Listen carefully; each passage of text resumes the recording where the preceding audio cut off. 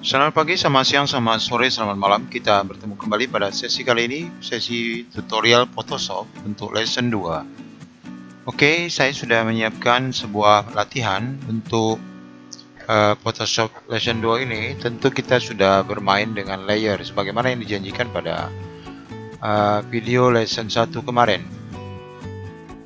Ini hasil jadi dari materi pelatihan-latihan kita. Kalau kita lihat dari tampilan ini, kita akan meramu memanipulasi objek ini dari beberapa gambar lain. Saya punya gambar pemandangan, saya punya gambar PC dan lengkap dengan keyboardnya. Kemudian saya punya pemandangan buku pustaka. Kemudian mohon maaf, saya punya tulisan My Photoshop. Kita punya ini kosongnya ya, ini gambar pustaka kosong, kemudian ini gambar pemandangannya, ini adalah gambar PC-nya. Maka kita akan jadikan gambar pemandangan berada di dalam PC, kemudian PC dan ini berada di atas meja, seolah-olah berada di atas meja perpustakaannya, dan kita menambahkan tulisan My Photoshop yang kita beri efek-efek. Oke, kita mulai saja.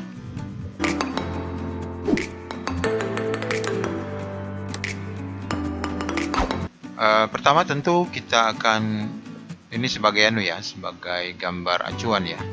Saya akan berada di layar PC.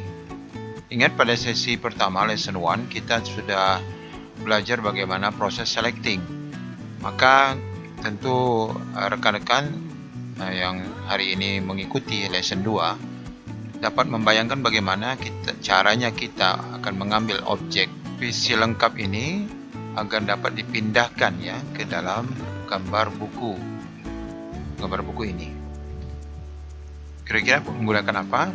Tentu karena backgroundnya adalah putih, ini jauh lebih mudah karena kita cukup memilih ataupun menghapus gambar background putihnya ini.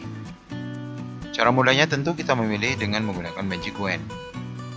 Ingat, konsep Magic Wand adalah memilih image dengan gambar ataupun dengan warna yang serupa. Tentu saja putih adalah satu-satunya warna yang ada pada image PC ini yang dapat kita buang. Ini ada sedikit yang nanti juga akan kita tambah. Kita klik saja di putih, di gambar image putih, maka otomatis selecting akan memilih seluruh gambar putih.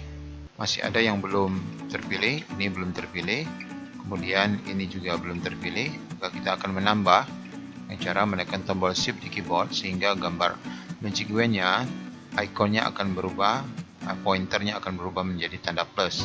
Saya klik di sini, kemudian saya tambah lagi di sini. Ini juga masih, ini ada beberapa. Ini saya tambah dengan cara mengkotakkan saja. Saya tekan shift, saya tambah kotak begini, berarti semua. Oke, sudah ya. Sudah, ini juga kita bisa tambah ini sedikit ini bisa kita tambah. Oke, kita kecilkan layarnya. Ini kalau seandainya langsung saya delete, coba langsung saya delete ya. Jadinya seperti itu. Mengapa demikian? Karena saya belum membuka kunci pada layarnya. Saya undo dulu. Saya double klik di sini. Kemudian saya oke.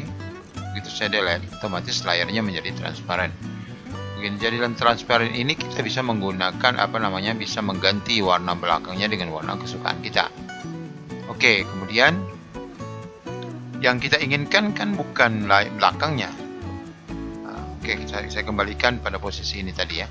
Yang kita inginkan, yang kita akan ambil kan bukan layar belakangnya, sedangkan yang kita pilih adalah layar belakangnya. Maka caranya adalah kita memilih dengan cara inverse ya, selecting inverse, artinya pemilihan sebaliknya daripada layar putih, berarti layar komputer. Caranya dengan memilih select inverse, maka otomatis nanti dia akan memilih ke komputernya. Nah, ini komputernya yang terpilih. Ini kalau saya bawa, dia terpotong ya, itu terpotong. Ini saya coba copy saja ya, saya coba copy, saya berpindah layar ke layar buku. Ingat perpindahan layar di lesson 1 ya, dengan Ctrl Tab di keyboard. Saya paste di sini. Nah, saya paste di sini, sudah dapat ya hasilnya. Halus apa tidak? Ini cukup halus. Kalau memang mau halus lagi, nanti kita bisa edit lagi ya, seperti contoh ini. Seperti contoh ya, ini juga lebih halus ya, lebih halus, pemotongannya lebih halus. Kalau yang ini kita lihat ini masih ada bagian-bagian, tapi kita anggap aja ini sudah oke. Oke, kita akan letakkan posisi ini di mana nih posisinya. Kita lihat dulu ya, posisinya layar agak terpotong sedikit, keyboard juga terpotong sedikit. Saya bawa ke sini ya, di sini. Nampaknya kurang nyaman ya, karena ada putih-putih ini, nampak kesan rekayasa ya. Kalau ini sepertinya tak nampak ya. Nampak juga ya. Ya, nampak juga sih, karena kita memang belum terlalu bersih dalam memilih, karena ada satu proses selecting yang harus kita lakukan. Coba saya tunjukkan ya. Saya berlari ke ini dulu, ke layar ini. Saya harus memperbesar area pemilihan objek ini dengan cara selecting, modify. Saya extract ya, expand maksud saya. Sorry, terbalik. Selecting, modify, contract. Nah, saya pilih ini contract ini 2 lah. Lihat ya perubahannya dia, terlalu banyak kalau 2. Selecting, modify, contract 1 ya. Ya, dia akan memilih objeknya lebih ke dalam, objek pemilihan lebih ke dalam. Dan ini karena ini terlalu banyak menggunakan termakan, saya harus mendelete sedikit, mengurangi dengan magic dengan lasso polygon. Saya tekan shift di keyboard, artinya saya kurangi. Ini saya tidak mau, ini harusnya jangan masuk terpilih ya, jangan bagian terpilih ini seperti sini. Ini berarti harusnya masuk dalam image yang diambil. Sorry lagi, bukan pengurangan, ditambah. Kita akan memilih objek keluar ya, kita tambah. Ini saya tambah ya, tambah dengan plus. Klik di sini, klik di sini. Ini artinya kita mau ambil ini. Nah, kita mau ambil ini sebagai pilihannya. Nah, jika sudah, terus oke.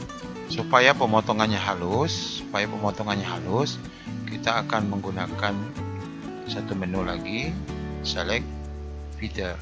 Feather ini supaya radius pemotongannya, pikselnya lembut, 1 saja. Oke. Setelah ini kita copy ulang ya. Kemudian saya bawa ke layar ini. Ini biar saja, saya mau tunjukkan bagaimana hasil yang kedua. Saya paste. Ini ada 2 layar ya tambahan. Background adalah aslinya, layar 1 adalah visi yang pertama, layar 2 visi yang kedua. Kita dekatkan. Nah, kita menggunakan moving ya. Ini adalah hasil yang pertama. Coba lihat posisi mouse keyboardnya, lebih halus mana? Ini nampak nih bawahnya nih. Dengan posisi yang ini tadi. Masih ada putih-putih. Ini masih ada putih-putih. Sedangkan yang kedua ini tidak ada putih-putih. Kita akan lebih nampak nyata nanti kita berikan efek sedikit. Oke, kita gunakan yang ini ya. Saya hapus yang layer 1. Kita boleh menghapus layar atau kita hilangkan matanya. Kita hilangkan matanya ini, visible-nya berarti dia tidak nampak. Meskipun hakikatnya dia ada di situ. Dia ada di layar ini. Karena dia bisa kita munculkan lagi. Tapi kalau misalnya ini mengganggu, kita langsung tarik saja atau klik ini di sini, kita delete. Oke, yes. Saya tidak mau cara ini deh. Saya tarik ini layar 1, saya tarik langsung ke tong sampah. Dia langsung terhapus, nggak nanya-nanya lagi karena kita pasti sudah akan menghapus. Oke, sudah selesai dari proses pertama. Lalu ketika ingin lebih tampak nyata, tentu saya akan layar 2 ini saya akan tambahkan sedikit efek ya. Ada di pojok sini. Efek saya tambahkan shadow-nya sedikit. Saya akan tambahkan shadow. Nampak ini? Bukan nampak ya. Perhatikan di sini ya. Perhatikan di sini mata kita di sini. Efek saya aktifkan. Saya aktifkan drop shadow. Perhatikan posisi mata di sini ya. Drop shadow. Ya, pastikan ini nampak sebuah bayangan dari keyboard. Ini adalah efek dari drop shadow yang kita pasang. Ini kita bisa rubah angle-nya, sudutnya ini, bayangnya dari mana. Nah, kita bisa rubah bayangnya dari sini, berarti dia bayangnya ke sini. Kita lihat proses bayangnya ya. Nah, ke sini berarti. Ini yang lebih bagus. Oke, saya oke saja. Dari sini berarti ada satu efek yang kita berikan, drop shadow di sini. Ini biar saja abaikan. Ini sudah dengan 2 layar ya. Selanjutnya saya akan memasukkan ini ya, pemandangan ya. Bagaimana caranya? Tentu saya pilih saja semua objek ini, saya Ctrl A, kemudian saya copy, lalu saya bawa lagi ke sini. Sudah selesai tadi ya. Saya biarin aja, saya pindah lagi ke layar ini. Saya paste di sini. Nah, ketika paste di sini, maka kita otomatis menambah layar 3. Kita harus kecilkan ini dengan free transform, Ctrl T saja. Kita lebih dari awal sudah sampaikan di lesson 1 untuk membiasakan menggunakan shortcut, jalan-jalan pintas dalam memerintahkan pemanfaatan tombol keyboard dan lain sebagainya, ataupun mouse. Oke, ini kita kecilkan ya, supaya dia tidak terlalu begini-begini. Kita tekan shift ya, biar dia lebih. Kita kecilkan lagi. Kira-kira kita sesuaikan posisi. Oke, kita boleh bebas ya, bahwa ini di pojok ya. Kita dekatkan lagi. Saya hilangkan ini nih ya, saya pindahin ke sini. Saya harus memasang ini di pojok keyboard, pojok monitornya, monitor sinilah sebagai acuan. Monitor sini sebagai acuan. Kemudian supaya saya nampak area kerja layar ini, layar sebesar apa sih kalau saya enter dulu ya. Saya enter itu artinya saya coba lepaskan dulu free transformnya nih, karena saya mau melihat ini dari sisi mata ini. Kalau saya buang layar mata dari layar 3, kan saya nampak ini posisi PC-nya.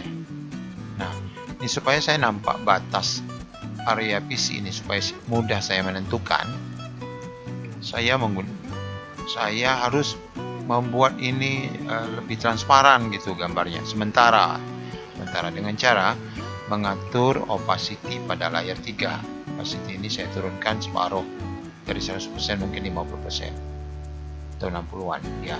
Sudah nampak ya, sudah nampak layar belakangnya ya. Sorry, 9 terlalu kecil ya, segini lah ya, separuh nih, 54. Nah, kemudian saya agak supportkan. Kemudian setelah kita nampakkan gambar belakangnya, saya kembali free transform. Saya mau mengatur sudut-sudut ini saya bisa kecilkan ini ke sini ya, ini ke sini juga, posisinya pas di sini. Saya boleh posisikan ini di atas, posisinya pas di sini ya, di pojok sini ya, pojok sini. Dan saya tidak bisa menggeser ini, saya tidak bisa menggeser bentuk ini kecuali setelah di free transform seperti ini. Saya klik kanan, saya harus memilih menu skew. Ketika saya memilih skew, maka pojok ini sudah bisa kita edit ya, kita atur sendiri. Pastikan sebelum kita menggeser titik nodes pada ujung image ini, pastikan snapnya sudah mati. Oke, ini sebentar, saya undo dulu ya, saya enter dulu supaya nampak ya. Windows Mana snap? Menu snapnya mana? View ya. View-nya snap ini pastikan dihilangkan. Jika tidak, dia akan susah digerakkan. Kita hapuskan, guide-nya dihapuskan, sehingga selanjutnya kita coba akan Ctrl T lagi, kita klik kanan skew. Nah, pojok ini kita bawa ke sini. Sini ya. Nah, kemudian ini kita bawa ke bawah, paskan ke bawah. Sorry. Pelan-pelan saja. Kemudian pojok ini kita atur posisinya di sini. Sini ratain dulu, ratakan dulu, kita ratakan juga dulu. Kemudian setelah selesai kita geser ke sini. Dirasa sudah nampak cukup gitu ya. Nah, kalau sudah cukup, saya enter. Nah, kemudian opacity-nya kembali saya balikkan menjadi 100%. Ya, hasilnya sudah nampak saya zoom out. Nah, ini posisi layar komputer yang sudah kita isi. Ya, itu kita isi. Ini nampak betul ya, manipulasi. Ini namanya manipulasi foto. Ini yang biasa dilakukan orang yang penasaran ya, kok bagaimana backgroundnya bisa diganti, itu kayaknya palsu, bagaimana caranya. Ini salah satu trik untuk ini masih nampak ya biru-biru ini karena berarti kita kurang pas menempatkannya. Ini kita kurang pas, kita masih bisa edit nih sebenarnya. Kita skew lagi, kita tarik lagi ke sini ya, biar betul-betul sudah sesuai dengan keinginan. Oke, sudah dari layar 3 ini sudah nampak seperti ini. Kemudian yang kita mau lakukan lagi adalah berarti tinggal menambahkan tulisan. My Photoshop. Oh sorry, ini saya buat menu teks. Ketik di sini My.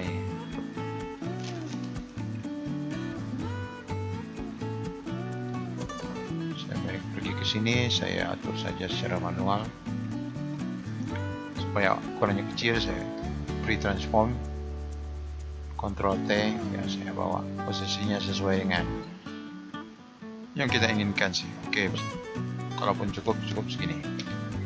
Warnanya masih kita ganti, boleh ini kita blok pakai T lagi, kita blok, gantikan putih, ini kan putih tadi. Oke, taruh di sini.